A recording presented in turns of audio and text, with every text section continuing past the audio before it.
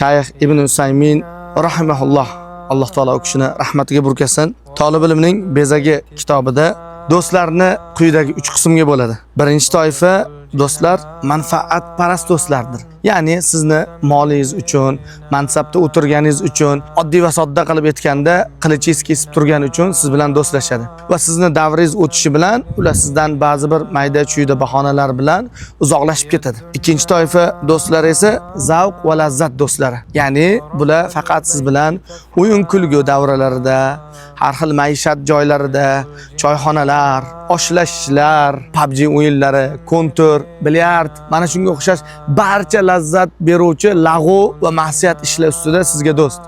Va mana shu manfaatli to'xtashi bilan ulardagi munosabatlar ham to'xtaydi. Va bu do'stlarni faqat mana shu kabi ma'siyat joylardan topasiz.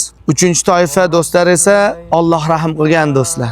Ya'ni bular fazilatli do'stlar. Sizni yaxshi ishlarga undaydi, yomon ishlardan qaytaradi, yaxshilik yo'llarini ochib beradi. Agar xato qilsangiz sizni qaytaradi. Sizni muloyimligi bilan hurmatingizni sindirmay to'g'rilaydi. Mana shunda do'stlar haqiqiy fazilatli do'stlardir. Ya'ni sizga Allohni eslatib turadi. Bir ma'siyat qilsangiz achchiq gapiradi va sizni mana bu ma'siyatingizdan qaytaradi va Allohni eslatadi. Sizni masjidlarga boshlaydi.